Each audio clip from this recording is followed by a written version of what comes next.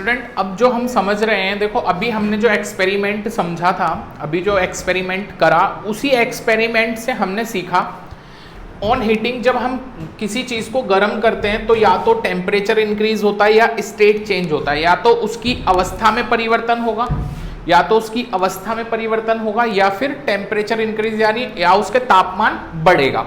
तो देखो इसे समझते हैं क्या होता है। टेम्परेचर इंक्रीजेस गर्म करने पर, क्लियर। तो देखें सपोज हमारे पास कोई सॉलिड है और सॉलिड में मैं आइस का ही एग्जांपल ले लूंगा,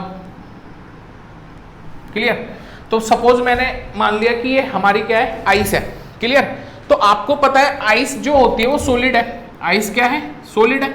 और सॉलिड के जो पार्टिकल्स होते हैं, सॉलिड के जो पार्टिकल्स होते हैं, हमने भी पढ़ा था, कोई भी मैटर हो, हमने भी पढ़ा था, देखो मैटर जो होते हैं, मैटर्स के जो पार्टिकल्स होते हैं वो ऑलवेज क्या करते रहते हैं, मूव करते रहते हैं, और उनके बीच में एक इंटर पार्टिकल फोर्स होता है जो उसे ऑलवेज क्या करे रखता है, बाइंड करे रखता है, बांधे रखता है। तो वो इंटर पार्टिकल फोर्स सभी मैटर्स में होता है, और ये इनके बीच इनमें जो पार्टिकल्स होते हैं वो कॉन्टिन्यूसली क्या करते रहते हैं, मूव करते रहते हैं। बट सॉलिड के केस में आपको पता होगा कि ड्यू टू क्या कहते हैं, due to less inter particle space, less inter particle space होने के कारण जो सॉलिड के पार्टिकल्स होते हैं ना वो मूव नहीं कर पाते, वो अपनी ही पोजीशन पे वाइब्रेशन करते हैं। क्या करते हैं, वाइब्रेशन करते हैं। जैसे अब ये आइस के पार्टिकल है, अब आपको पता ही है इनके बीच इंटर पार्टिकल फोर्स कम होगा, तो ये जो पार्टिकल्स होंगे टाइटली पैक्ड होंगे। ये पार्टिकल्स कैसे होंगे, टाइटली पैक्ड होंगे।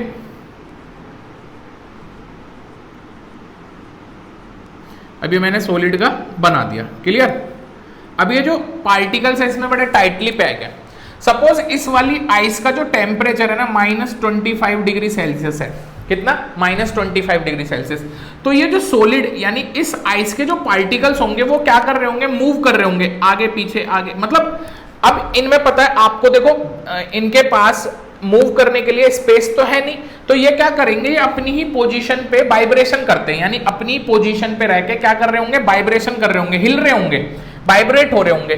ठीक उसी तरीके से अगर हम हीट देते हैं, आइस को अगर हीट देंगे, सपोज आइस का टेम्परेचर हो गया -10 डिग्री सेल्सियस, तो इनके बीच में जो पार्टिकल के बीच में जो वाइब्रेशन होगा वो और तेज हो जाएगा, उनके बीच में जो वाइब्रेशन होगा वो क्या होगा, और ज्यादा तेज हो जाएगा। ठीक इसी तरीके से वो वाइब्रेशन इतना तेज हो जाएगा, इतना तेज हो जाएगा कि वाइब्रेशन तेज हो जाएगा किस, अब आपको पता चला आइस के जो पार्टिकल्स है उनमें क्या हो गया, वाइब्रेशन तेज हो गया, क्लियर।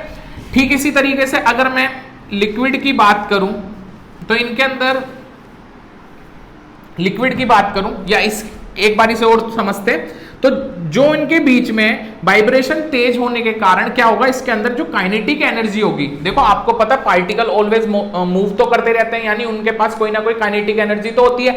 लेकिन जब हम उसे हीट दे रहे होंगे, जब उसका टेम्परेचर 10 डिग्री सेल्सियस हो रहा होगा, -10 डिग्री सेल्सियस, तो -10 डिग्री सेल्सियस हीट देने के कारण हुआ, तो उसके जो पार्टिकल्स होंगे मैटर के या बर्फ के जो पार्टिकल्स होंगे उनके अंदर जो काइनेटिक एनर्जी होगी वो ज्यादा हो जाएगी। क्या हो जाएगी, ज्यादा हो जाएगी। ठीक, आगे पढ़ते हैं लिक्विड। लिक्विड के पार्टिकल्स आपको पता ही है, इनमें जो गैपिंग होता है, स्पेसिंग जो होता है वो थोड़ा ज्यादा होता है सॉलिड से, ठीक है। अब ये लिक्विड के पार्टिकल्स हैं। अब ये सपोज मैंने मान लिया लिक्विड का जो टेम्परेचर है, मैंने मान लिया लेट से कि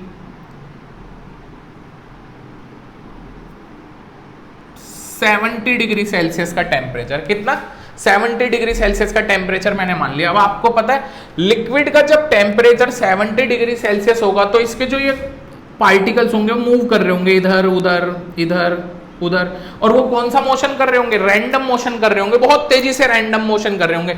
जैसे ये टेम्परेचर बढ़कर अगर 90 डिग्री सेल्सियस हो जाएगा तो इनके बीच में जो ये मतलब इनके बीच में जो काइनेटिक एनर्जी थी वो काइनेटिक एनर्जी भी क्या हो जाएगी, बहुत ज्यादा हो जाएगी। वो काइनेटिक एनर्जी भी क्या हो जाएगी, बहुत ज्यादा हो जाएगी। ठीक इसी तरीके से अगर मैं गैस की बात करूं तो गैस के पार्टिकल्स आपको पता ही है, इनके बीच इंटर पार्टिकल जो स्पेस होता है वो बहुत ज्यादा कम होता है, क्लियर। तो इसमें तो काइनेटिक एनर्जी सबसे ज्यादा होती है, क्योंकि इनके पास स्पेस काफी ज्यादा होता है, तो मूव करने की जगह ज्यादा होने के कारण, इंटर पार्टिकल स्पेस ज्यादा होने के कारण क्या होता है, ये इजीली मूव कर सकते हैं। क्लियर। तो अगर सपोज इस ये जो गैस है, गैस का मैंने मान लिया 110 डिग्री सेल्सियस टेम्परेचर है। क्लियर।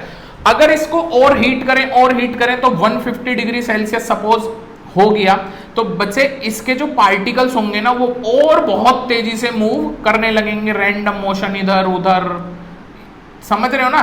तो कहने का मतलब यहां से क्या पता चला, यहां से पता चला कि कभी भी किसी सब्सटेंस को या किसी भी चीज को जब हम हीट करते हैं, तो हीट करने के कारण जो टेम्परेचर बढ़ता है उससे क्या होता है, उससे उसके बीच, उसके पार्टिकल्स के बीच में जो काइनेटिक एनर्जी होती है, जो पार्टिकल्स होते हैं उनके जो काइनेटिक एनर्जी होती है, वो काइनेटिक एनर्जी क्या हो जाती है, इंक्रीज हो जाती है। वो काइनेटिक एनर्जी क्या हो जाती है, इंक्रीज हो जाती है। क्लियर। ठीक। अब मैं स्टेट्स की बात करता हूं, तो स्टेट में भी मैं बात कर रहा हूं, सॉलिड को ही लेके बात करते हैं।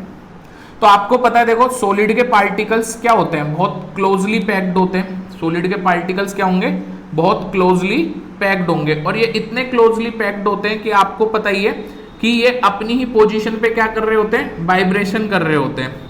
अब देखो हीट तो इसे भी कर रहे हैं हम, जब हीट हम इसे कर रहे होंगे तो ये क्या कर रहे होंगे, ये अपनी पोजीशन पे क्या कर रहे होंगे, वाइब्रेशन कर रहे होंगे। और वो वाइब्रेशन इतनी, जो इसमें हमने पढ़ा वही चीज बता रहा हूं कि सपोज हमने इसका टेम्परेचर -25 डिग्री सेल्सियस ही था, और करते करते करते करते ये टेम्परेचर इतना ज्यादा हो गया, सपोज ये टेम्परेचर इतना ज्यादा हो गया कि ये आ गया 0 डिग्री सेल्सियस पे, 0 डिग्री सेल्सियस पे। तो इनके बीच में काइनेटिक एनर्जी इतनी ज्यादा हो जाएगी कि इनके बीच जो इंटर पार्टिकल स्पेस होता है, भाई हर सब्सटेंस के बीच, आपको पता ही है कोई भी सब्सटेंस हो, मैटर हो, उसके पार्टिकल्स के बीच में एक इंटर पार्टिकल स्पेस होता है, तो वो इतनी ज्यादा काइनेटिक एनर्जी हो जाती है जिस कारण से इनके बीच का जो इंटर पार्टिकल स्पेस होता है ना, वो क्या हो जाता है बेटा, वो ब्रेक हो जाता है। इंटर पार्टिकल स्पेस क्या हो जाता है, ब्रेक हो जाता है। कौन ब्रेक कर देता है, वो काइनेटिक एनर्जी ब्रेक कर देती है, यानी वो काइनेटिक एनर्जी सफिशिएंट होती है इनके बीच में जो इंटर पार्टिकल फोर्स होता है उसको ब्रेक करने में, और ब्रेक करने के कारण ये सॉलिड किस में कन्वर्ट हो जाता है, सॉलिड को हीट करेंगे तो आपको पता ही है, हीट करने के कारण जब उसे ज्यादा हीट करते रहेंगे तो जब वो अपने किस पे आ जाएगा, मेल्टिंग पॉइंट पे। मेल्टिंग पॉइंट आइस की बात कर रहा था, तो आइस का मेल्टिंग पॉइंट हमें पता कितना होता है, 0 डिग्री सेल्सियस। और जब वो अपने मेल्टिंग पॉइंट पे आ जाएगा तो किस में कन्वर्ट हो जाएगा, यानी उनके बीच में जो अट्रैक्शन फोर्स है उसे वो क्या कर देगा, काइनेटिक एनर्जी इतनी ज्यादा हो जाएगी उस टाइम पे कि वो उसके बीच इंटर पार्टिकल जो फोर्स है ना, उसे ब्रेक करने के लिए वो क्या होती है, सफिशिएंट होती है। और वो ब्रेक करने, जैसे ही वो फोर्स ब्रेक होता है तो ये सॉलिड किस में कन्वर्ट हो जाएगा, लिक्विड में कन्वर्ट हो जाएगा। क्लियर। अब लिक्विड में आपको पता ही है इंटर पार्टिकल स्पेस ज्यादा होता है कंपेयर देन सॉलिड के। अब इसे भी हम फर्दर हीट कर रहे हैं, हीट करे जा रहे हैं, तो इनके बीच में आपको पता है ये भी रैंडम मोशन कर रहे होंगे, अभी जैसे ऊपर समझा, मतलब इनके बीच ये रैंडम मोशन कर रहे होंगे। अब ये रैंडम मोशन करते करते जब हीट दे रहे तो इसके बीच में काइनेटिक एनर्जी काफी ज्यादा हो जाएगी, तो वो काइनेटिक एनर्जी क्या करेगी, इनके बीच में जो इंटर पार्टिकल स्पेस है, इनके बीच में जो इंटर पार्टिकल स्पेस है, वो हीट जो मिल रही है उस कारण से वो हीट इसे क्या कर देगी, वो काइनेटिक एनर्जी क्या कर देगी, इसके बीच में जो इंटर पार्टिकल स्पेस है उसे क्या कर देगी, ब्रेक कर देगी। और ब्रेक करने के कारण ये किस में कन्वर्ट हो जाएगा, ये कन्वर्ट हो जाएगा फिर गैस में। किस में कन्वर्ट हो जाएगा स्टूडेंट, गैस में। तो यहां से हमारे को पता चला ये गैस में कन्वर्ट हो गया, क्योंकि इनके बीच का जो इंटर पार्टिकल स्पेस था वो क्या हो गया, अब ब्रेक हो जाएगा। और इंटर पार्टिकल स्पेस अगर ब्रेक हो जाएगा तो इनका जो एक क्या कहते हैं अरेंजमेंट जो था इनके बीच जो अरेंजमेंट था वो क्या हो गया, डिसबैलेंस हो जाएगा। और डिसबैलेंस होने के कारण वो किसका रूप ले लेंगे, वो गैस का रूप ले लेंगे। तो स्टूडेंट जो अभी हमने यहाँ पे पढ़ा, देखो मैंने इसमें यहाँ पे दिखा भी रखा है, when temperature is increase, temperature की बात कर रहे हैं पहले वाले पॉइंट की, दूसरे वाले को इसमें दिखा दिया मैंने। When the temperature is increased, then heat energy increase, तो heat energy भी increase होगी, तो the motion of particles, तो इसमें क्या लिख रखा है, when the temperature is increased, then heat energy increase the motion of particles। तो heat energy क्या करेगी, मोशन जो होगा ना पार्टिकल्स के बीच में उसको बहुत ज्यादा कर देगी। और मोशन ऑफ पार्टिकल्स अगर ज्यादा हो जाएगा तो दैट मीन्स क्या, काइनेटिक एनर्जी उनकी क्या हो जाएगी, ज्यादा हो जाएगी। और heat is use to increase the kinetic energy, या हम बोल सकते हैं कि हीट क्या कर देगी, इंक्रीज कर देगी काइनेटिक एनर्जी पार्टिकल्स की। अब इसकी बात करें स्टेट की बात, तो व्हेन स्टेट चेंज, जब स्टेट को चेंज करते हैं तो heat energy is used by overcoming the force of attraction between the particles. तो वो हीट जो होगी, हीट एनर्जी क्या कर देगी, ओवरकम कर देगी जो फोर्स ऑफ अट्रैक्शन, जो पार्टिकल्स के बीच में फोर्स ऑफ अट्रैक्शन होता है, जो उसे मतलब क्या कर रहे लगता है, टाइटली पैक, मतलब टाइटली कनेक्ट करे रखता है, वो क्या हो जाएगा, ब्रेक हो जाएगा, जिस कारण से वो अपनी स्टेट्स को क्या कर देंगे, चेंज कर देंगे। अच्छा स्टूडेंट, एक और चीज, जब ये हीट हुआ तो ये हीट करने के बाद लिक्विड तभी चेंज होता है, वो आपको पता ही है, तब ये अपने किस पे पहुंच जाएगा, बॉइलिंग पॉइंट पे पहुंच जाएगा, क्योंकि बॉइलिंग पॉइंट पे ही इसकी काइनेटिक एनर्जी इतनी होगी कि इसके बीच में जो अट्रैक्शन फोर्स है, जिसे हम इंटर पार्टिकल फोर्स बोलते हैं, उसे क्या कर सकती है, वो ब्रेक कर सकती है, तभी होगी। क्लियर ना? तो काइनेटिक एनर्जी जब बॉइलिंग पॉइंट पे पहुंच जाएगी, किसके, लिक्विड के बॉइलिंग पॉइंट पे, और यहां इसके मेल्टिंग पॉइंट पे, सॉलिड की बात करूं तो जब तक वो उसके मेल्टिंग पॉइंट में नहीं पहुंचेगी तब तक सॉलिड लिक्विड में कन्वर्ट नहीं होगा। और आपको पता ही है आइस का मेल्टिंग पॉइंट क्या होता है, 0 डिग्री सेल्सियस।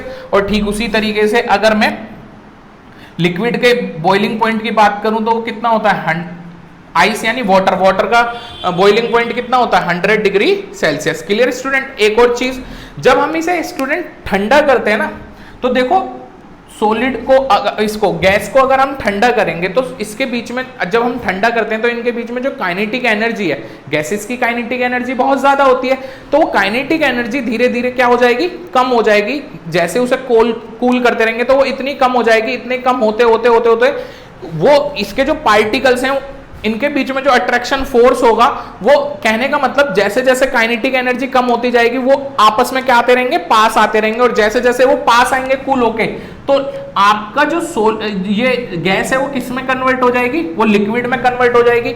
और फिर उसी तरीके से लिक्विड को अगर हम इसको लूज करनी पड़ेगी, भाई लिक्विड से गैसेस बनाने के लिए जितनी काइनेटिक एनर्जी लगी उतनी ही गैसेस से लिक्विड बनने के लिए वो काइनेटिक एनर्जी ने क्या करनी पड़ेगी, लूज करनी पड़ेगी। उतनी काइनेटिक एनर्जी जब ये लूज कर देते हैं तो गैसेस के जो पार्टिकल्स होते हैं वो धीरे धीरे धीरे कर करके इतने पास आ जाते हैं कि वो क्या बन जाएंगे, लिक्विड में कन्वर्ट हो जाएंगे। ठीक इसी तरीके से लिक्विड को अगर हम ठंडा करें, ठंडा करके इसके जो पार्टिकल्स होंगे, इन सॉलिड से लिक्विड बनने के लिए जितनी काइनेटिक एनर्जी लगी, तो काइनेटिक एनर्जी उतनी ही इन्हें भी लिक्विड को सॉलिड बनने के लिए वो काइनेटिक एनर्जी क्या करनी पड़ेगी, लूज करनी पड़ेगी। और काइनेटिक एनर्जी धीरे धीरे धीरे धीरे कम हो जाती है, और जो लिक्विड के पार्टिकल्स मूव होते हैं वो धीरे धीरे धीरे धीरे धीरे मूव होते होते उनके बीच में काइनेटिक एनर्जी इतनी कम हो जाती है कि वो बिल्कुल क्या आ जाते हैं, पास आ जाती है और बिल्कुल टाइटली पैक हो जाएंगे और क्या बन जाएंगे, सॉलिड बन जाएंगे।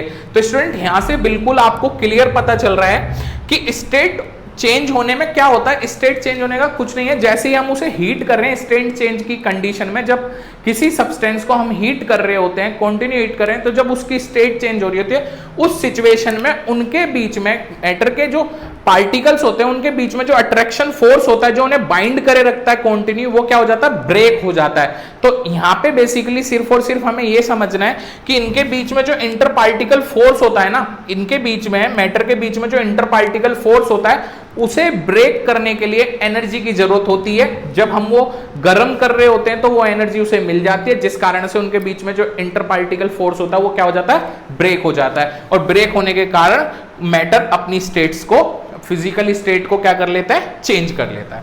आई होप सो स्टूडेंट आपको अच्छे से समझ में आया होगा, नोट कर लें स्टूडेंट। अब एक क्वेश्चन समझते हैं जो अभी हमने एक्सपेरिमेंट किया, इसी एक्सपेरिमेंट से रिलेटेड जितने भी हमने वाटर की सिचुएशन देखी कि किस किस फॉर्म में एग्जिस्ट करा, किस किस टेम्परेचर पे किस किस फॉर्म में एग्जिस्ट करता है, तो हम उसी से रिलेटेड क्वेश्चन कर रहे हैं। देखो, find state of water at following temperature. Following temperature पे हमें बताना है कि वाटर की क्या स्टेट होती है। तो देखो, जब -25 डिग्री सेल्सियस था तो टेम्परेचर जब -25 था तो किस में था वो, तुम्हें पता ही है, -25 से 0 डिग्री सेल्सियस के बीच में वो किस पे रहा था, आइस में रहा था। किस में रहा था, आइस। तो यहाँ वाटर की क्या है, आइस में पाया जाएगा। -5 डिग्री सेल्सियस पे भी क्या होगा, आइस ही होगा।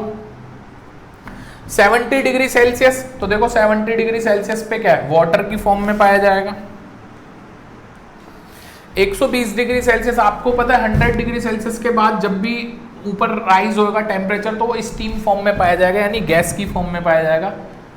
स्टीम है ये, क्लियर, स्टीम। और अब देखो बात आई 0 डिग्री सेल्सियस और 100 डिग्री सेल्सियस, क्लियर। तो आप देखें 0 डिग्री सेल्सियस पे टेम्परेचर क्या हो गया था, फिक्स हो गया था, और 0 डिग्री सेल्सियस पे आइस भी था, वाटर भी था, यानी आइस कन्वर्ट हो रहा था वाटर में, यानी सॉलिड कन्वर्ट हो रहा था लिक्विड में। तो आप यहां से गौर से देखें तो आपको पता चलेगा कि 0 डिग्री सेल्सियस के टेम्परेचर के बीच में वाटर दो सिचुएशन में पाया गया, हमारे को दो स्टेट में पाया गया, या वो आइस भी हो सकता है और वाटर भी हो सकता है। और आपको पता है 0 डिग्री सेल्सियस क्या है, मेल्टिंग पॉइंट। तो यानी हमारे को यहां से पता चला कि मेल्टिंग पॉइंट पर कोई भी सब्सटेंस हो, मेल्टिंग पॉइंट पर बर्फ की अगर मैं बात करूं तो मेल्टिंग पॉइंट पर वो दो स्टेट्स में पाई जाती है, आइस में भी और वाटर में भी, क्लियर। एक तो यहां से ये, उसके बाद 100 डिग्री सेल्सियस हमें पता है वाटर का क्या है, बॉइलिंग पॉइंट है, क्या है, बॉइलिंग पॉइंट है। और 100 डिग्री सेल्सियस पे भी हम देखेंगे तो वाटर और या वो वाटर भी था और स्टीम भी था, यानी लिक्विड कन्वर्ट हो रहा था किसमें, गैस में, लिक्विड कन्वर्ट हो रहा था गैस में 100 डिग्री सेल्सियस के टेम्परेचर पे। तो आप देख सकते हो तो इस सिचुएशन में वो वाटर क्या होगा, यहां पे हमें स्टेट बतानी थी, तो आइस को हम बोलेंगे सॉलिड, यहां भी solid, water liquid, steam gas, और यहां क्या होगा, आइस और वाटर का मतलब है वो सॉलिड भी पाया जाएगा और लिक्विड में भी पाया जाएगा। और यहाँ पे हम मेल्टिंग पॉइंट में हम बोलेंगे कि वो सॉलिड और लिक्विड दोनों में पाया जा सकता है, सॉलिड और लिक्विड दोनों में पाया जा सकता है। और बॉइलिंग पॉइंट की बात करूं तो वो बॉइलिंग पॉइंट पे क्या होता है, बॉइलिंग पॉइंट पे लिक्विड और गैसेस दोनों में पाया जा सकता है। तो हम क्या लिखेंगे यहाँ पे, लिक्विड एंड गैसेस दोनों उसमें पाया जा सकता है, लिक्विड में भी पाया जा सकता है और गैस में भी पाया जाता है। तो यहाँ से हमें पता चला बॉइलिंग पॉइंट पर वाटर किस फॉर्म में पाया जाएगा, लिक्विड में भी पाया जा सकता है और गैसेस में भी। नोट करें स्टूडेंट। चलिए स्टूडेंट, अब जो हम टर्म समझेंगे, इसी एक्सपेरिमेंट से एक टर्म हमें ड्राइव हुई है और वो टर्म क्या है, लेटेंट हीट। क्या है, लेटेंट हीट, जिसे हिंदी में हम गुप्त ऊष्मा बोल देते हैं, गुप्त ऊष्मा। लेटेंट का मतलब पता है क्या होता है, लेटेंट का मतलब है हिडन, हिडन का मतलब छुपी हुई, हिडन का मतलब क्या है, छिपी हुई। अब देखो छिपी हुई क्या है, इसे समझते हैं। छिपी हुई का मतलब क्या होता है, जो चीज हाइड हो, जो दिखाई ना दे। अब क्या होता है देखो समझते हैं। देखो बेसिकली होता क्या है, जब हम किसी चीज को हीट देते हैं, जब किसी चीज को हम हीट दे रहे होते हैं तो उस टाइम पे देखने को मिलता है कि टेम्परेचर जरूर राइज होता है। जब हम किसी चीज को हीट देते हैं तो टेम्परेचर राइज जरूर होता है। लेकिन दो कंडीशन इस एक्सपेरिमेंट में हमने ऐसे देखी कि किसी चीज का जब बॉइलिंग पॉइंट आता है तब टेम्परेचर क्या होता है, कुछ देर के लिए कांस्टेंट हो जाता है। ठीक उसी तरीके से जब उसका मेल्टिंग पॉइंट पे भी फिक्स हो जाता है, देन बॉइलिंग पॉइंट जब आया था तब भी उसका टेम्परेचर क्या हो जाता है, फिक्स हो जाता है। अब देखो क्या है, तो हमारे को पता है दो सिचुएशन में जब स्टेट्स में परिवर्तन होता है तब टेम्परेचर राइज नहीं होता, और जब वो टेम्परेचर राइज नहीं हो रहा होता तो उस टाइम पे क्या होता है, उस टाइम पे जो हीट कंटिन्यू दी जाती है, फर्दर हीट दे रहे हैं लेकिन फिर भी हमारा टेम्परेचर राइज नहीं हो रहा। तो उस टाइम पे क्या होता है, मैंने बताया भी था आपको कि जो भी मैटर है उनके बीच में अट्रैक्शन फोर्स होता है, उनके बीच क्या होता है, अट्रैक्शन फोर्स होता है। और आपको पता है वो अट्रैक्शन फोर्स ही मैटर को बाइंड करे रखता है, बांधे रखता है, जोड़े रखता है। तो हमारे को वो अट्रैक्शन फोर्स क्या करना होता है, ब्रेक करने की जरूरत होती है। तो उस टाइम पे जो हम हीट दे रहे होते हैं ना, जो हम हीट दे रहे होते हैं, फर्दर हीट कर रहे होते हैं, तो वो उस टाइम पे जो वो हीट है वो इस अट्रैक्शन फोर्स को, मैटर के अट्रैक्शन फोर्स को क्या कर देती है, ब्रेक कर देती है। तो कहने का मतलब उस टाइम पे जो वो हीट है वो मैटर के बीच, जो पार्टिकल्स होते हैं उनके बीच में अट्रैक्शन फोर्स को ब्रेक करने के लिए यूज हो जाती है। इसी कारण से टेम्परेचर क्या नहीं होता, राइज नहीं होता, और उसी सिचुएशन को हम क्या कहते हैं, लेटेंट हीट बोलते हैं। क्या कहते हैं, लेटेंट हीट, छिपी हुई ऊर्जा। ठीक है, अब देखो क्या है, the heat energy which has to supply to change the state of substance is called the latent heats। कहने का मतलब वो हीट एनर्जी जो सप्लाई की जाती है स्टेट्स को पदार्थ, कोई भी सब्सटेंस हो, कोई भी पदार्थ हो, उसकी स्टेट्स में परिवर्तन के लिए यूज की जाती है, वो एनर्जी क्या कहलाती है? लेटेंट हीट कहलाती है। और लेटेंट हीट दो टाइप्स की होती है, एक तो latent heat of fusion, latent heat of fusion, एक होती है latent heat of vaporisation. Clear? तो लेटेंट हीट ऑफ फ्यूजन को अगर हम हिंदी में बोले तो क्या बोलेंगे? लेटेंट हीट ऑफ फ्यूजन को संगलन की गुप्त ऊष्मा, क्या बोलेंगे? संगलन की गुप्त ऊष्मा, संगलन की गुप्त ऊष्मा। और लेटेंट हीट ऑफ वेपराइजेशन को हम क्या बोलेंगे? संगलन की या वाष्पन की गुप्त ऊष्मा। क्या बोल देंगे? वाष्पन की गुप्त ऊष्मा। तो हमारे को हिंदी में पता चल गई ये टर्म क्या क्या होती है, गुप्त ऊष्मा। अब है क्या ये समझते हैं। है क्या? लेटेंट हीट ऑफ फ्यूजन और latent heat of vaporisation. The latent heat of fusion of a solid, यानी लेटेंट हीट ऑफ फ्यूजन वो है जो solid is the amount of heat in joule required to convert 1 kg of solid at its melting point at same temperature. यानी the latent heat of fusion of a solid, solid की जो latent heat of fusion है वो क्या है? वो amount है heat की, किसमें? जूल में। यानी जो हीट हम दे रहे हैं, जो एनर्जी हम दे रहे हैं वो जूल में है, जो रिक्वायर्ड होती है कन्वर्ट करने के लिए 1 किलोग्राम सॉलिड को किसमें? एट इट्स मेल्टिंग पॉइंट, उसके मेल्टिंग पॉइंट पे कन्वर्ट करने के लिए जरूरत होती है, आवश्यक होती है। और तुम्हें पता ही है उस टाइम पे वो मेल्ट होकर किस में कन्वर्ट हो जाएगा? फिर लिक्विड में कन्वर्ट हो जाएगा सॉलिड पॉइंट, और उस melting point at same temperature. लेकिन टेम्परेचर उस टाइम पे क्या रहेगा? सेम ही रहेगा। तो हम देखो समझते क्या है। देखो मुझे पता है ये जो सिचुएशन है, ये वाली जो सिचुएशन है, क्योंकि इसी सिचुएशन में आप देख रहे हो सॉलिड किस में कन्वर्ट हो रहा है? लिक्विड में कन्वर्ट हो रहा है। और इसमें भी हमने वही बोला कि जब सॉलिड को हीट दी जाती है तो कन्वर्ट हो जाता है सॉलिड किस में? मेल्टिंग पॉइंट पे at same temperature. Temperature same रहेगा लेकिन कन्वर्ट हो रहा है 1 kg of solid of its melting point पर, ठीक है ना? कन्वर्ट हो जाता है लिक्विड में, कन्वर्ट हो, मतलब किस में कन्वर्ट होगा? लिक्विड में कन्वर्ट हो रहा होता उस टाइम पे। अब तुम देख रहे हो 0 डिग्री सेल्सियस पे आपने देखा था, तो ये जो कंडीशन है, ये कंडीशन क्या दिखा रही है? Latent heat of fusion. क्या दिखा रहा है? Latent heat of fusion. ये कंडीशन किसको दिखा रही है? लेटेंट हीट ऑफ फ्यूजन को दिखा रही है। और ये भी क्या, इसे भी समझते हैं। ये 1 किलोग्राम की बात कर रहे हैं, तो हम यहाँ पे देखो लेटेंट हीट ऑफ फ्यूजन की जो बात करेंगे वो आइस पे करेंगे, क्योंकि एक्सपेरिमेंट हमने किस पे करा था? आइस पे ही किया था ना, तो हम आइस पे ही समझते हैं।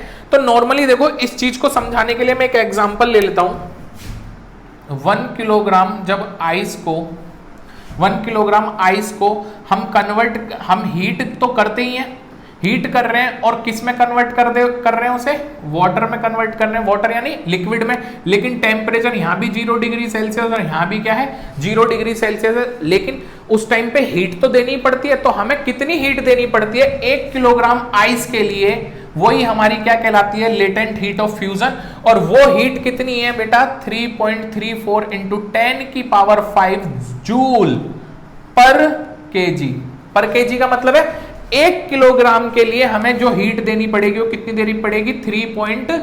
3.34 इंटू 10 की पावर 5 जूल हीट देनी पड़ेगी पर किलोग्राम। यानी 1 किलोग्राम के लिए हमें 3.34 इंटू 10 की पावर 5 जूल हीट देनी पड़ेगी, तभी हम 1 किलोग्राम आइस को किस में कन्वर्ट कर सकते हैं? वाटर में कन्वर्ट कर सकते हैं, अदरवाइज वो कन्वर्ट नहीं होगी। क्लियर? इतनी कहने का मतलब इतने जूल एनर्जी जरूर होनी चाहिए उसे कन्वर्ट करने के लिए, सॉलिड से लिक्विड में कन्वर्ट करने के लिए। ठीक, अगला एग्जांपल अब हम समझेंगे कि अगर हम 1 किलोग्राम वाटर, अब देखो हम पढ़ेंगे latent heat of vaporisation. The latent heat of vaporisation of a liquid is the amount of heat in joule. ये भी जूल में ही है। It required to convert 1 kilogram of liquid, जो रिक्वायर्ड होते हैं 1 किलोग्राम लिक्विड को बॉइलिंग पॉइंट पर एट सेम टेम्परेचर, उसी टेम्परेचर पे। तो उस टाइम पे कितनी हीट दी जाती है? तो ये सिचुएशन रिप्रेजेंट कर रही है इसको, क्योंकि तुम्हें पता 100 डिग्री सेल्सियस पे वाटर एंड स्टीम दोनों देखने को मिले थे, स्टीम और वाटर कन्वर्ट हो रहा था स्टीम में। तो ये जो कंडीशन है किसको दिखा रही है, लेटेंट हीट ऑफ वेपराइजेशन को दिखा रही है, लेटेंट हीट ऑफ वेपराइजेशन को दिखा रही है। और इसे भी समझने के लिए अगर हम समझें तो किस तरीके से समझाऊं इसे, स्टूडेंट मेरे को कहीं जगह ही नहीं दिखाई दे रही, आप नॉर्मली समझ लो। अगर 1 किलोग्राम वाटर को 1 किलोग्राम वाटर को हम कन्वर्ट कर रहे हैं, हीट तो देना ही पड़ेगा, कन्वर्ट कर रहे हैं किसमें, स्टीम में। किसमें कन्वर्ट कर रहे हैं, स्टीम में। तो स्टूडेंट इसके लिए हमारे को ना कितनी एनर्जी की जरूरत होगी, तो वो एनर्जी कितनी है स्टूडेंट, 22.5 इंटू 10 की पावर 5 जूल, यानी इतनी हमें 22.5 इंटू 10 की पावर 5 जूल हीट रिक्वायर्ड होगी किसके लिए, 1 किलोग्राम वाटर को स्टीम में कन्वर्ट करने के लिए। क्लियर स्टूडेंट, समझ में आया स्टूडेंट, इसे एक बार नोट करें स्टूडेंट। अभी हमने समझा कि 1 किलोग्राम आइस को अगर हम हीट करते हैं वाटर में टेम्परेचर 0 डिग्री सेल्सियस पे, तो हमारे को कितनी एनर्जी की रिक्वायरमेंट होती है, 3.34 इंटू 10 की पावर 5 जूल एनर्जी की रिक्वायरमेंट होगी 1 केजी आइस को वाटर में कन्वर्ट करने के लिए, ठीक है ना। तो अगर हमारे को यहाँ 1 केजी की जगह 2 केजी आइस दे दी जाए तो हम क्या करेंगे, हमें कितनी एनर्जी की जरूरत होगी, तो बेटा ये जो एनर्जी हमें 1 किलोग्राम के लिए दे रखी है, हमें पता है कि 1 किलोग्राम के लिए इतनी एनर्जी चाहिए, तो 2 किलोग्राम के लिए कितना, तो 2 इंटू ये एनर्जी। अगर यही हमें 5 किलोग्राम आइस के लिए चाहिए होती तो हम क्या करते, 5 टाइम्स इंटू ये एनर्जी, ठीक है ना। ठीक इसी तरीके से नेक्स्ट एग्जांपल को समझते हैं कि 1 किलोग्राम वाटर को जब हम हीट करते हैं स्टीम में कन्वर्ट करने के लिए, टेम्परेचर 100 डिग्री सेल्सियस ही होता है, तो हमारे को कितनी हीट चाहिए होती है उस टाइम पे, 22.5 इंटू 10 की पावर 5 जूल 1 केजी के लिए। किसके लिए, 1 केजी के लिए। 1 केजी वाटर को जब चेंज करना होता है स्टीम में तो हमें इतनी एनर्जी की जरूरत होती है। और वही अगर ये 1 की जगह कितना हो, 2 केजी हो तो कितना होगा, 2 इंटू ये एनर्जी। और यही अगर 5 किलोग्राम वाटर होगा तो क्या होगा, 5 इंटू ये। तो स्टूडेंट समझ में आया होगा, आई होप सो आपको बहुत अच्छे से समझ में आया होगा। स्टूडेंट चलिए अब एक क्वेश्चन करते हैं। क्वेश्चन क्या दे रखा है, why does ice at 0 degree Celsius feel very cold then water at 0 degree Celsius. कह रहा है हमको जो 0 डिग्री सेल्सियस वाली जो आइस है वो ज्यादा ठंडी फील होती है 0 डिग्री सेल्सियस वाटर से, ऐसा क्यों, ठीक है ना। तो समझते हैं, देखो ये क्वेश्चन इस तरीके से भी आ सकता है कि 0 डिग्री सेल्सियस की जो आइस है वो हमारे को हाथ पे दे रख, हमने अपने हाथ पे रख ली और वो हमारे हाथ को ज्यादा ठंडा कर देती है कंपेयर देन उस 0 डिग्री सेल्सियस के वाटर से। ऐसा क्यों होता है, तो देखो समझते हैं। देखो आप छोटा सा एग्जाम्पल समझना कि जब -25 डिग्री सेल्सियस का टेम्परेचर होगा तो ठंड कैसी होगी, बहुत ज्यादा होगी, ठंड ज्यादा होगी, यस। ठीक उसी तरीके से टेम्परेचर -15 डिग्री सेल्सियस हो जाएगा तो भी ठंड ज्यादा होगी, लेकिन -25 वाले डिग्री सेल्सियस से थोड़ा कम होगी। वहीं अगर मैं बात करूं -5 डिग्री सेल्सियस के टेम्परेचर की, तो यहाँ पे जो ठंड होगी वो थोड़ी कम होगी कंपेयर देन -15 डिग्री सेल्सियस वाले से भी, ठीक है ना। और 25 डिग्री सेल्सियस से तो ऑफकोर्स होगी ही कम, क्लियर। तो यहाँ ठंड का पता चल रहा है -5 डिग्री सेल्सियस पे और कम। वहीं अगर मैं -0 डिग्री सेल्सियस पे बात करूं तो आप समझ सकते हो -0 डिग्री सेल्सियस पे जो ठंड होगी या जो कोल्ड होगा उस टाइम पे, जो ठंडक होगी वो -25 डिग्री सेल्सियस से क्या होगी, कम होगी, क्लियर स्टूडेंट। और आपको पता है जब हम आइस से जब वाटर कन्वर्ट होता है तो टेम्परेचर आपका 0 डिग्री सेल्सियस ही रहता है, कब, जब बॉईल हो रहा हो, जब वो क्या हो रहा है, मेल्ट हो रही होती है। जब आइस मेल्ट हो रही होती है किसमें, वाटर में, तो टेम्परेचर क्या रहता है, 0 ही रहता है। हीट फर्दर चल रही होती है, हम फर्दर हीट कर रहे हैं। आप देखोगे 0 डिग्री सेल्सियस में अगर हम हीट भी दे दें, -0 डिग्री सेल्सियस में, माइनस क्या, 0 डिग्री सेल्सियस पे, 0 डिग्री सेल्सियस में अगर हम हीट भी कर देंगे तो भी हमारा टेम्परेचर अगर 0 डिग्री सेल्सियस का ही मिलेगा और ये हमारे को क्या मिलेगा, फिर वाटर मिल रहा होगा। तो आप एक चीज बताओ, जब ये जो जाती है, आइस को जब हीट दी जाती है तो 0 डिग्री सेल्सियस ही टेम्परेचर रहता है, लेकिन वाटर मिलता है। तो बेटा कहीं ना कहीं ये हीट जो होगी, ये जो हीट होगी, ये जो एनर्जी दे रही होगी, उसके कारण ये जो वाटर जो होगा भाई इतना कूल तो होगा नहीं जितना आइस होगी, आया ना। तो इसीलिए ये 0 डिग्री वाले सेल्सियस की जो आइस होगी वो हमको ज्यादा कूलिंग दे रही होगी। क्लियर?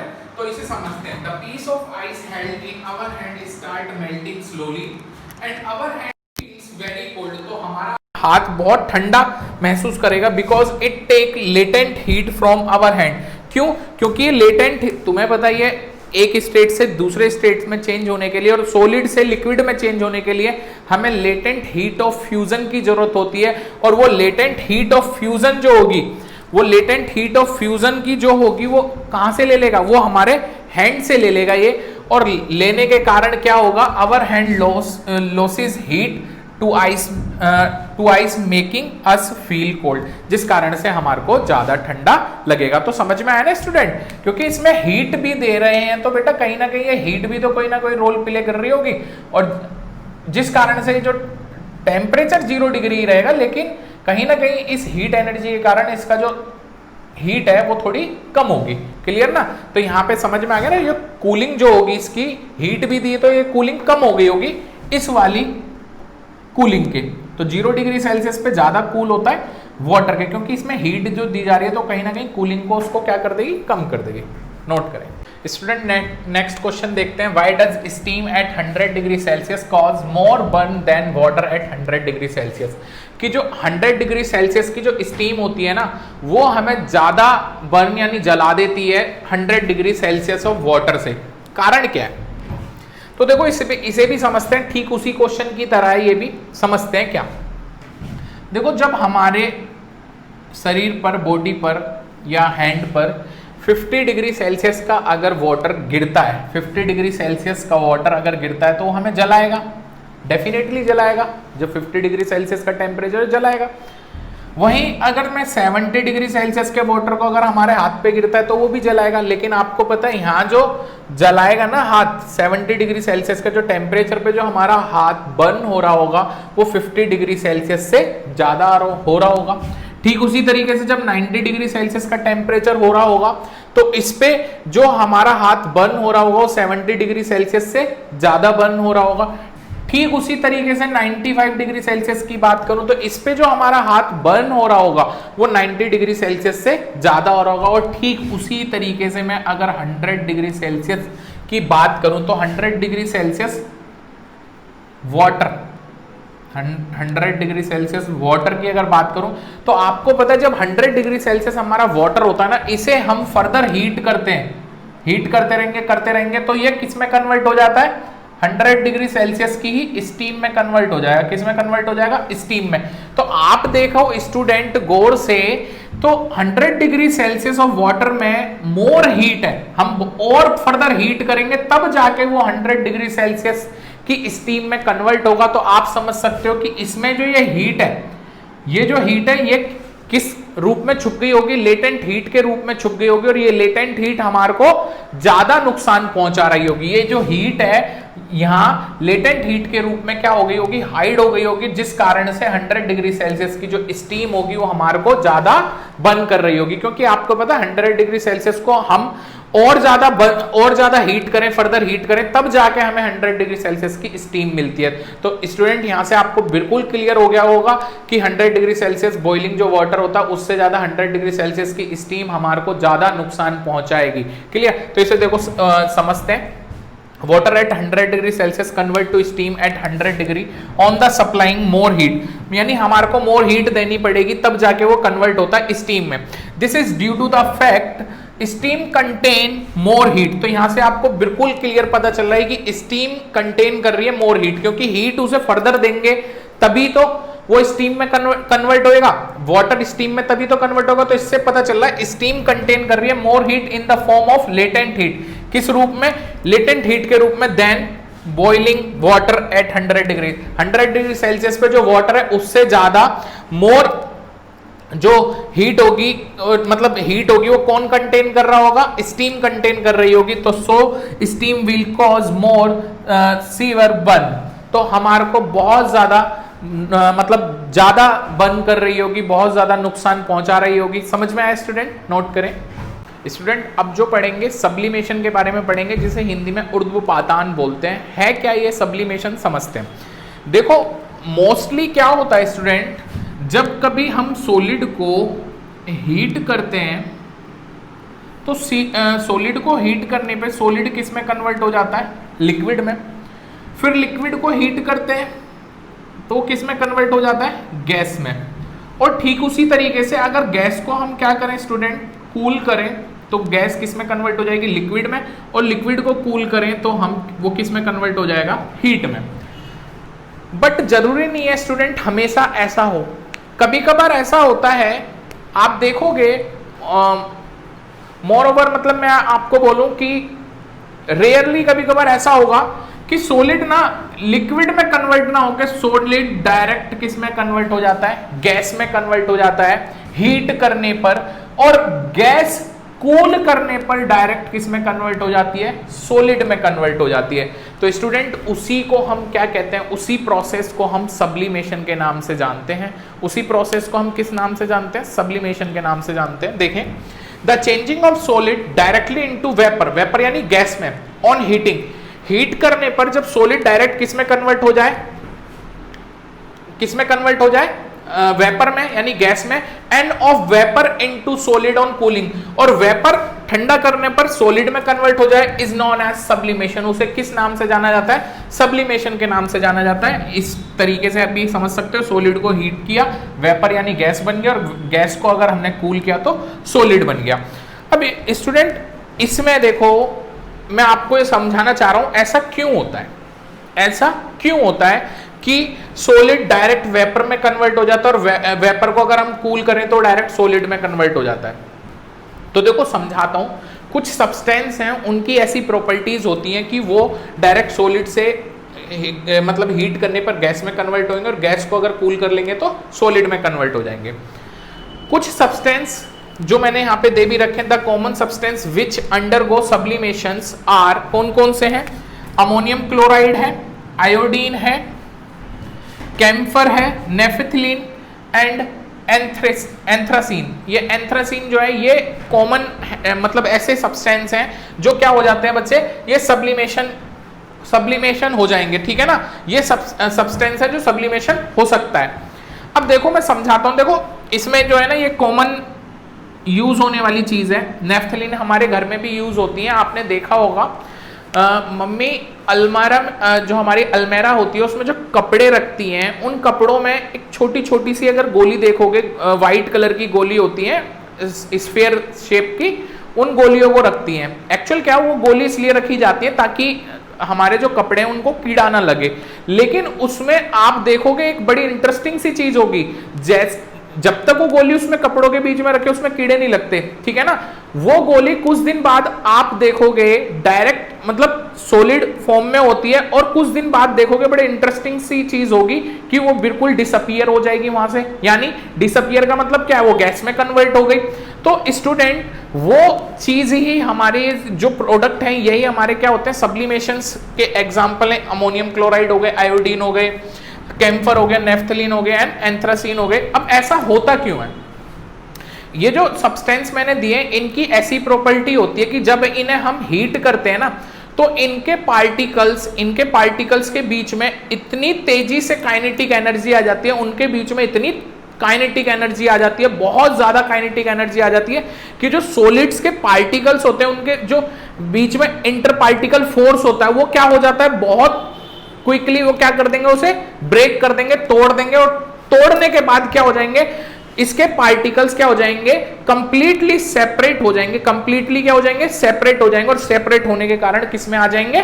किस फॉर्म में आ जाएंगे, गैस की फॉर्म में कन्वर्ट हो जाएंगे। और ठीक उसी तरीके से जैसे ही हम गैस को कूल करते हैं, तो गैस को जब हम कूल कर रहे होंगे, गैस के जो काइनेटिक एनर्जी होगी, वो काइनेटिक एनर्जी जैसे ही हम कूल कर रहे होंगे, तो ये जो पार्टिकल्स के बीच में इंटर पार्टिकल फोर्स होगा, वो काइनेटिक जो एनर्जी होगी वो धीरे धीरे धीरे धीरे इतनी स्लो हो जाएगी, इतनी ज्यादा स्लो हो जाएगी, जिस कारण से वो जो पार्टिकल्स होंगे वो क्या हो जाएंगे, फिक्स हो जाएंगे। इतनी तेजी से, मतलब इतनी तेजी से वो पास आ जाते हैं पार्टिकल्स की, वो क्या हो जाएंगे, फिक्स हो जाएंगे और किस फॉर्म में बन जाएंगे, सॉलिड की फॉर्म ले लेते हैं। Clear student?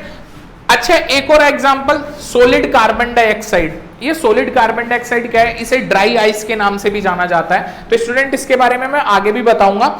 इसमें भी ऐसी प्रॉपर्टी होती है कि ये भी सब्लिमेशन हो जाता है, यानी सॉलिड कार्बन डाइऑक्साइड ऐसा सब्सटेंस है, जब उसे मतलब हीट किया जाता है तो ये क्या होता है कि डायरेक्टली किसमें, गैस में कन्वर्ट हो जाता है, और उस गैस को मतलब कूल किया जाता है तो डायरेक्टली किसमें आ जाएगा, सॉलिड फॉर्म में हमें मिल जाएगा सॉलिड कार्बन डाइऑक्साइड। क्लियर? तो स्टूडेंट इसे आप नोट करें। स्टूडेंट सब्लिमेशन पे बेस्ड एक एक्सपेरिमेंट है, उसे और समझ लेते हैं और देखते हैं सबसे पहले कि यहाँ पे हमने कौन कौन से एपरेटस यूज किए हैं, उन्हें देख लेते हैं। एपरेटस में देखोगे आप, बर्नर यूज करा है, tripod, stand, wire, gauze, china dish है, अमोनियम क्लोराइड रखा है चाइना डिश के अंदर। एक्चुअली हमने ना इस सेटअप को इस तरीके से डिजाइन किया है कि जो अमोनियम क्लोराइड जो है हमारा, अगर उसे हम बर्न कर रहे हो तो कीप को भी हमने ऊपर से क्लोज कर दिया, किससे, कॉटन प्लग से, जिससे कि अगर वो क्या कहते हैं, जब वेपर बन के उड़ रही हो तो एटमॉस्फेयर में ना जा पाए, इसीलिए हमने उसे एटमॉस्फेयर से बचाने के लिए ऊपर भी क्या, कॉटन प्लग से बंद कर दिया। क्लियर? अब होता क्या है, ये सारे के सारे एपरेटस हमने समझ लिए क्या क्या है क्या नहीं। जैसे बर्नर से हीट निकलती है, अमोनियम क्लोराइड से वेपर निकलने लगते हैं और ऊपर जाने लगते हैं। क्लियर? और ऊपर जाते जाते आप देखोगे ये जो हमने फनल का यूज जो किया है यहाँ पे, ये इन्वर्टेड ग्लास का जो फनल है। स्टूडेंट अगर यहाँ की बात करूं मैं, तो देखो यहाँ तो अगर नीचे जो है बर्नर से हीट दी जा रही है, तो इधर वाला जो पोर्शन होगा नीचे का, ये तो काफी गर्म होगा, लेकिन ये ऊपर जाते जाते जाते इस वाले पोर्शन पे जो है, यहाँ वाला अगर मैं पोर्शन की बात करूं, ये वाला पोर्शन जहां पे मैंने ये डैश डैश कर रखा है, डॉटेड दिखा रखे हैं, ये डॉटेड किस लिए कर रहे हैं, देखो मैं ये बताना चाह रहा हूं, ये वाला पोर्शन तो काफी गर्म होगा, बर्नर भाई नीचे बर्नर जल रहा है तो ये वाला पोर्शन तो काफी गर्म होगा, और ये कंटिन्यू क्या हो रहा होगा, ये कंटिन्यू क्या हो रहा होगा, वेपर में कन्वर्ट होके भाप बन के उड़ रहा होगा। लेकिन इधर जो फनल में ये वाला जो एरिया है, ये जो पोर्शन है, ये तो काफी कोल्ड होगा, क्योंकि ये तो ऊपर है उसके, भाई ये तो चाइना डिश के ऊपर है, और ऊपर है तो ये तो ठंडा होगा। तो ये जो हमारा अमोनियम क्लोराइड है, यहाँ पे जब क्या कहते हैं, कोल्ड एटमॉस्फेयर के उसमें टच कनेक्शन में आता है, कनेक्ट उसमें आता है, तो स्टूडेंट उसमें क्या होगा, ये अमोनियम क्लोराइड क्या हो जाएगा, सब्लिमेट हो जाएगा, और यहाँ पे भाई यहाँ से तो बंद है, तो वो जो वेपर है ऊपर तो जा नहीं सकते, तो ये फनल के अंदर क्या होते हैं, सारे के सारा अमोनियम क्लोराइड क्या हो जाएगा, सब्लिमेट होके इकट्ठा हो जाएगा, जिसे हम फनल से क्या कर सकते हैं, निकाल सकते हैं बाहर। आइए स्टूडेंट इसे थोड़ा समझ लेते हैं, जो भी हमने अभी पढ़ लिया उस सब को हम यहाँ पे अब देखो समझते हैं। देखो हमने अभी पढ़ा कि जब सॉलिड को हम हीट करते हैं तो किस में कन्वर्ट हो जाता है, लिक्विड। जब सॉलिड से हीट करने पे लिक्विड में कन्वर्ट होता है, उस प्रोसेस को हम मेल्टिंग बोलते हैं। लिक्विड को अगर हम ठंडा करें, सॉलिड में कन्वर्ट हो जाता है, उसे फ्रीजिंग बोलते हैं। ठीक उसी तरीके से लिक्विड को अगर हम हीट करें, लिक्विड को हीट करें तो बॉइलिंग प्रोसेस बोलते हैं उसे। और उसी तरीके से अगर गैसेस को अगर हम क्या करें, गैसेस को ठंडा करें और लिक्विड में कन्वर्ट हो जाता है, उस प्रोसेस को कंडेंसेशन बोलते हैं। ठीक उसी तरीके से स्टूडेंट अभी हमने समझा कि सॉलिड से डायरेक्ट अगर गैसेस में कन्वर्ट होता है तो उसे सब्लिमेशन ऊर्ध्वपातन, या गैसेस को अगर हम क्या कर दें, ठंडा कर दें तो सॉलिड में कन्वर्ट हो जाता है, उसे क्या कह देंगे, सब्लिमेशन। तो समझ में आया ना स्टूडेंट, सॉलिड को अगर हीट करते हैं तो गैस में कन्वर्ट हो जाता है, और गैस को अगर ठंडा करते हैं तो सॉलिड में कन्वर्ट हो जाता है, और उस प्रोसेस को हम सब्लिमेशन यानी ऊर्ध्वपातन के नाम से जानते हैं। स्टूडेंट अगर आपको गौतम गुरुकुल एजुकेशन क्लासेस की ये वीडियो पसंद आ रही हैं तो बेटा वीडियो को लाइक करें, चैनल को सब्सक्राइब करें, और सबसे ज़रूरी स्टूडेंट आप इन वीडियोस को अपने दोस्तों के साथ भी शेयर करें, ताकि आपके साथ साथ आपके फ्रेंड्स भी इन वीडियोस का फ़ायदा ले पाएँ। धन्यवाद बच्चों। Thanks for watching. A like would be appreciated. And don't forget to subscribe.